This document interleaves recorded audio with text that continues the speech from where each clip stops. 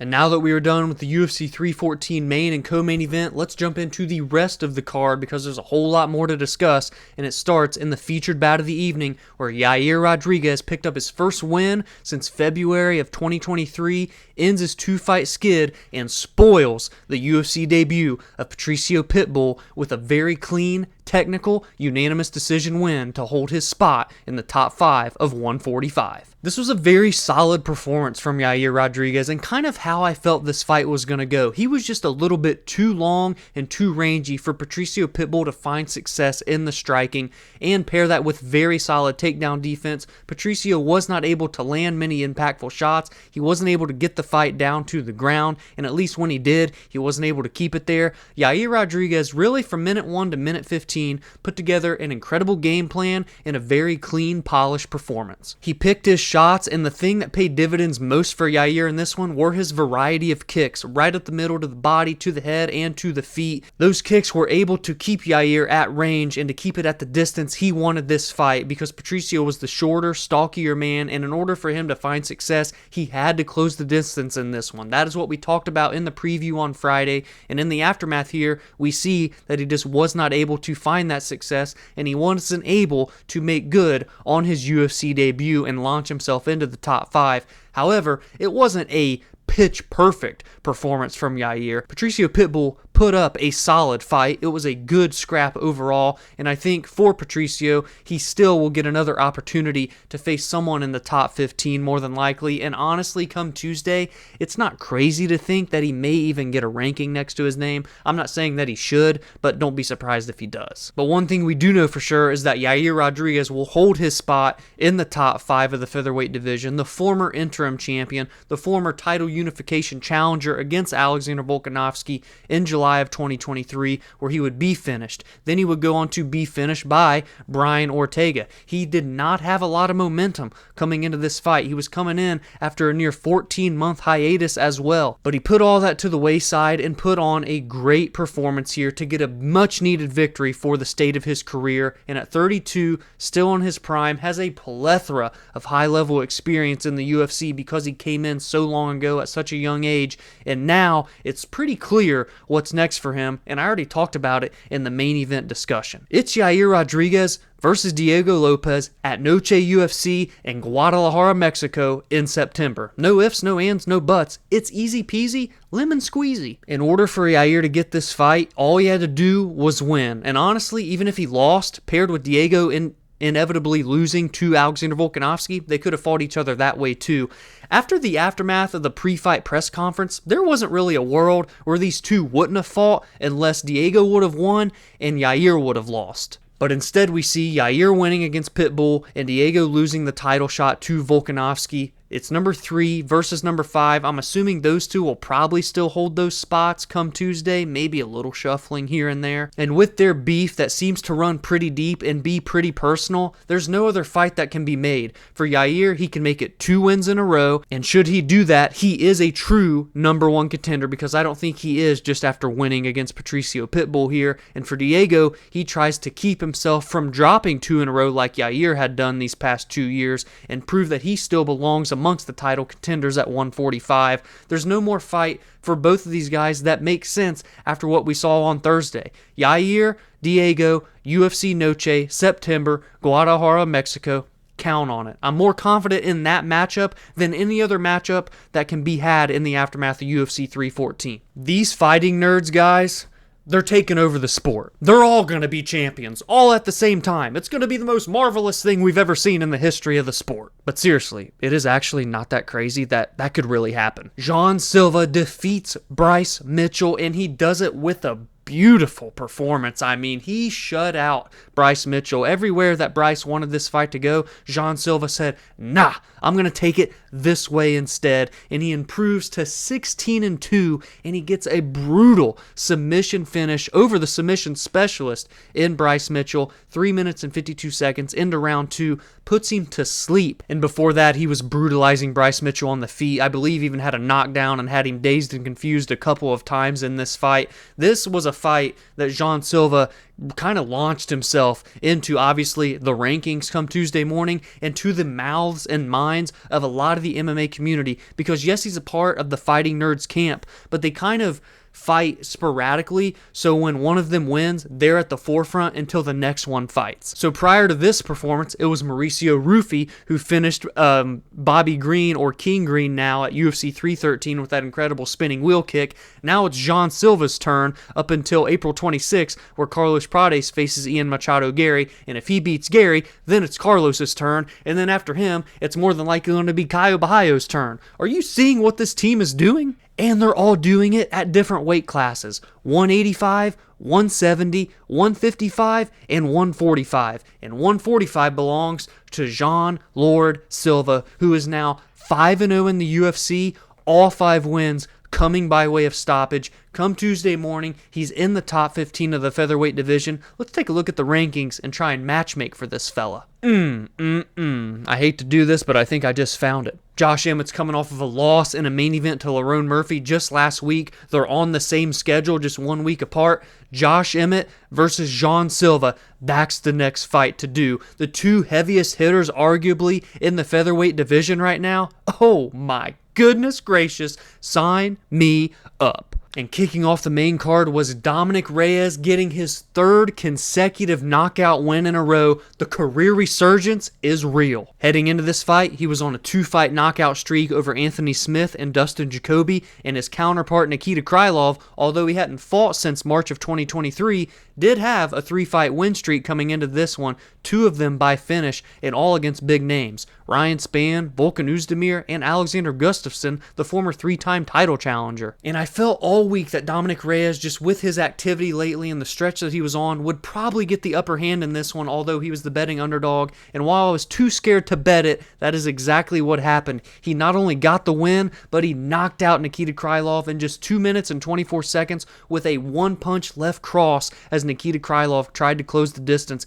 It was a devastating 1-punch finish. And what a beautiful story, man. For Dominick Reyes, he was undefeated in mixed martial arts, earned his way to a title shot against John Jones in February of 2020, where many people, including myself, felt that he should have become the light heavyweight champion of the world that night, but the judges didn't agree with us, and they gave it to John Jones. And from there, he would lose 3 more consecutive bouts, all of them to great competition, mind you, but all by way of knockout. It seemed as though he was one more loss away from losing the opportunity to remain in the UFC, and he was just getting brutalized with these nasty knockouts. But he took about a 1.5 year long hiatus, came back in June of last year, and hasn't looked back since. And now he has cracked back in to the top 10 come Tuesday morning.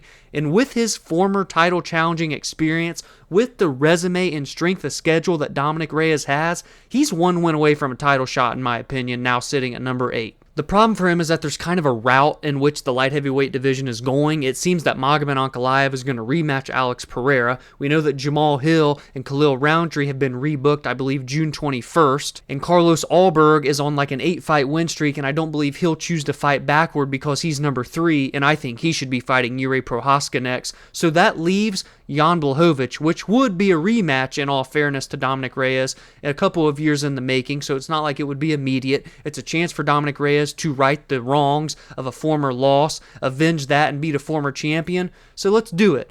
Dominick Reyes, Jan Blachowicz, part 2, and if he wins, I think he's the next number 1 contender after Alex Pereira.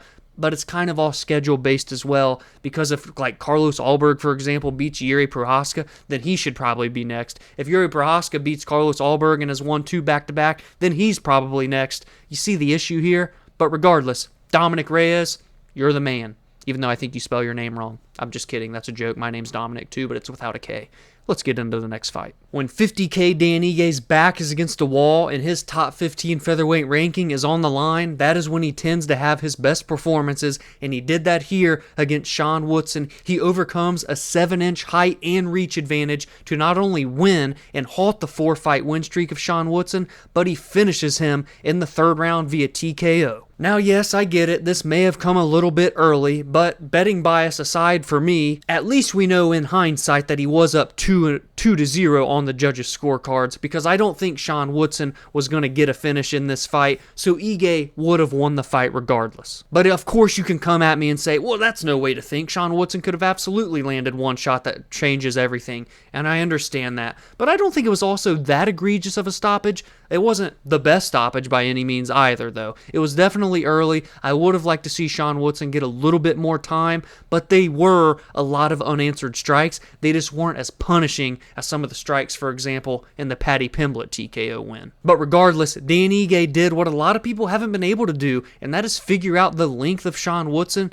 close the distance, and land big shots to find success. Sean Woodson was doing well in this fight. Don't get me wrong, he was keeping it at range and landing good shots, but Dan Ige, when able to close that distance, was landing the more impactful, damaging shots, and obviously we can see that in round 3 where he nearly knocked out Sean Woodson cold, but then it just ended up leading to the TKO finish. So I want to know what you thought about the stoppage, and what do you think about this win for Dan Ige, who will find himself on Tuesday morning still amongst the best in the world in the top 15 in the featherweight weight class. I would love to see him take on someone like a Youssef Zalal who's surging right now, or even a former champion in Aljamain Sterling. I think he does deserve to fight forward after offering the opportunity to lose his spot to Sean Woodson. Honestly, the more I'm kind of sitting here, Dan Ige versus Aljamain Sterling, that sounds like a very fun stylistic clash, but let me know what you think down below. There may not be a more clear number 1 contender in the entire UFC, all 11 weight classes, than in the strawweight division. Virna Jandiroba has won her 5th consecutive fight, all 5 against top 15 ranked strawweights, and now numerous over former title challengers, as she gets the unanimous decision dominant victory over Xiaonan at UFC 314. And before that, she had finished former title challenger Amanda Lemos. She had beaten Lupe Godinez, she had beaten Marina Rodriguez, and she had beaten Angela Hill. 5 wins in a row against those names. There is no one else next. She had already done enough, in my opinion, prior to this one against Xiaonan to be the number 1 contender, but the UFC decided to go with Tatiana Suarez in February to face Zhang Weili at UFC 312. Zhang Weili would dispose of her, give her the first loss of her career, and still sits amongst the throne of the strawweight division, and now this is next. Virna Jandiroba versus Zhang Weili. If Zhang Weili can fend off Virna, and if Valentina Shevchenko can win next month in May against Manon Fior, then we can see the super fight, but not until the division is cleared out of number 1 contenders, and that is Virna Jandiroba, who has incredible grappling, incredible jiu-jitsu, and I believe does pose a threat to Zhang Weili, where we've seen her get taken down before, and this may be the most dangerous threat for her in the strawweight division, current state. Julian Erosa earned his 26th finish of his professional career, 26 out of 31 victories by way of stoppage, and his 3rd straight first-round victory. How about Julian Erosa, Juicy J, at 35 years old, turning back the clock and finding some momentum in his career as he puts away the damage Darren Elkins in round number 1, and a lot of people aren't able to say that. Darren Elkins historically is one of the most durable men in the UFC featherweight division. I believe this was his 28th or 29th fight in the 145-pound weight class, and Julian Erosa made it look easy. Dealt the damage with a nasty upkick early in the round, and honestly, Darren Elkins was so badly damaged from that, he was never able to recover. It was kind of a weird first round, if I'm being honest, but Julian inevitably went for the kill 4 minutes and 15 seconds in. Big one for him. If he can win one more, you can argue he fights a top 15 guy next in the featherweight division. It's Darren Elkins, it's Christian Rodriguez, and it's Ricardo Ramos. You may be able to argue he should get someone like Dan Ige next. Michal Oleksiejczuk ended his 3-fight skid with a big first-round TKO over Sedriques Dumas, 2 minutes and 49 seconds in, and this is the other arguable stoppage of the night where it may have just come a little bit too early, but regardless, he dropped Dumas and went in for the kill with the ground and pound strikes, and the referee Mark Goddard had seen enough regardless of what you may think. Michal has finished 16 of his 20 wins. He's been finished in 7 of his 9 losses. Regardless of where his ceiling may lie, at 30 years old in his prime, he will deliver fan-friendly fights every single time he steps into the octagon. It's just that simple at this point. Marco Tulio and Tresean Tresean Gore went to war in the second fight of the night on the prelims. It was absolutely brutal for, 8 minutes and 16 seconds that we got to see it, but we would ultimately see Tulio get the second round TKO over the former Ultimate Fighter alum and proved a 2-0 in the UFC, and overall, this man hasn't lost a fight since September of 2018. He is on a 10-fight win streak since then. At 30 years old in his prime, he's finished 11 out of 14 wins, with 10 of them by way of knockout. Marco Tulio in the 185-pound middleweight division. This man's a problem. You know what fight would be sick to see next for Tulio now that I'm thinking about it? It's him versus Ateba Gautier, two of the most dangerous, lethal heavy hitters in the outside looking in of the middleweight top 15. And last but not least, the 13th ranked women's bantamweight in the world, Nora Cornolle, improved to 3-1 in the UFC with a finish over Dana White Contender Series alum Hailey Cowan, where she submitted her 1 minute and 52 seconds into round number 2. Nora is 9-2 as a professional and finished 8 of her 9 wins, which says a lot for her in the current state of this women's bantamweight division. The problem is that she has a history of missing weight, and that includes this fight here. But if she can get that in order and get the weight misses corrected, come into her next fight, make the weight clean, and get another big performance, then we're talking a legitimate problem here in the women's bantamweight division. Someone who, in a division that isn't all that stacked, could climb relatively quickly, and I think maybe just get 2 more wins before she's in legitimate title contention. So that is it for the UFC 314 recap. Be sure to give me all of your thoughts and takeaways down in the comments below. What is next for the winners? What is next for the losers? And everything in between. If you enjoyed this recap, please be sure to drop a like and subscribe to the channel if you are new, because we continue to chase the goal of 1,000 subscribers in 2025, and any and all support is greatly appreciated to get there. You can join the community on social media at Verbal Spar MMA on X, Instagram, and TikTok, and on the Facebook page Verbal Sparring MMA. And if you're a podcast listener, no worries. You can join on Spotify, Apple, and more, where every Monday and Friday audio episodes release there. Have a great week, and I will see you all in the next video.